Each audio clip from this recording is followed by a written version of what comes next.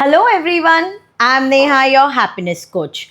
A lot of parents who come to me for counseling, the common problem or the solution that they're looking forward to is basically dealing with stubborn kids. They constant issues that they highlight and say is that their kids are very stubborn, they don't listen, they find it difficult to put things across to them and get it sorted.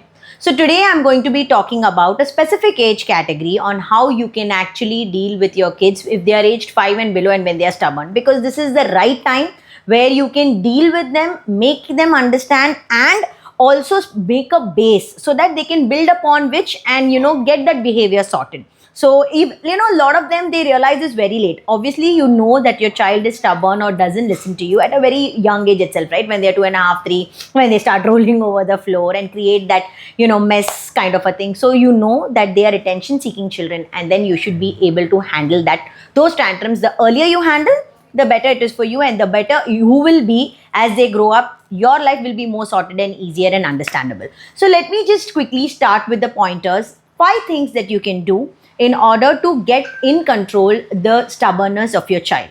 The very first thing is, set appropriate goals, guidelines for the child. Say, for example, many times they tell me, oh, she's just 2.5 or 3. What do you expect me to do? What can I ask him or her to do?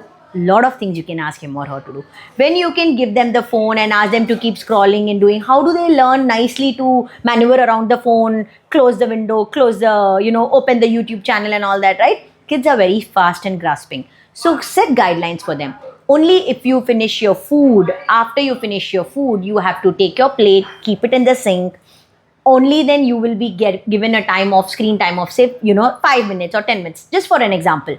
This will clearly prioritize in their head that I would be given or rewarded only when I have completed certain tasks and only when I am following certain guidelines.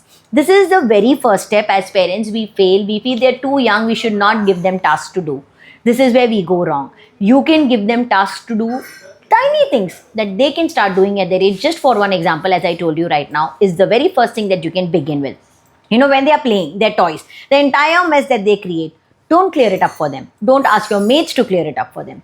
It also does this fine-tuning motor skills in their head when you tell them, okay, it can be a nice game format itself. Come, let's play, let's together clean up the space. You keep giving me the toys, I will get the basket and you can keep putting it up, in them, arrange them.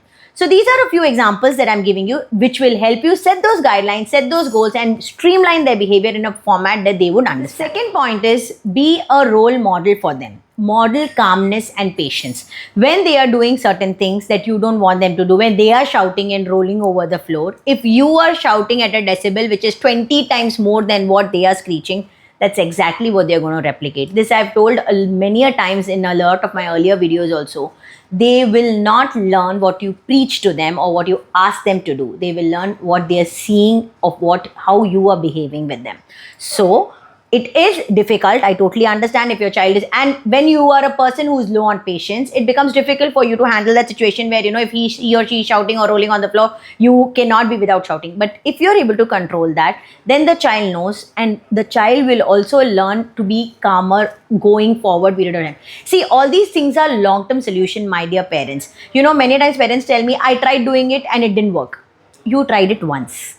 Anything, can you and I learn something within a day, within a minute, within a second? No, right? Even we take a lot of time to learn. For us to graduate and get a degree takes about 13 to 15 years, right? So how do you expect the child to learn anything within a day just like that? It won't happen. So have patience. Continued behavior or continuous following of what I'm telling you is going to definitely make that change and make the child more calmer and more peaceful. Third point is offer choices to them. Instead of just being a dictator like a Hitler and just all the time saying, no, you have to do this, you have to do that.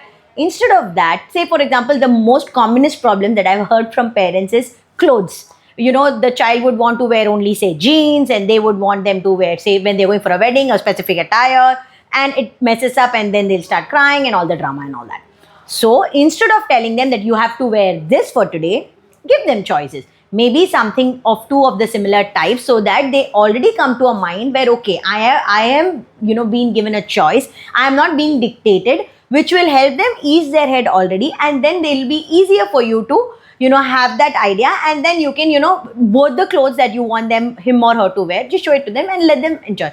It gives them a sense of control, so that then they don't retaliate towards you, and then they will not get back to you as much. The fourth point is acknowledge their feelings. Many a times when they are upset, when you are seeing that, okay, they are getting into a way where now they are going to blast or they are going to explode, tell them, I understand that you're upset, you had a fight with your friend, or that, okay, if you have shouted at them for some reason and you know that they are getting into that mode, just reiterating that and making it a little easier, and you getting calmer, builds trust.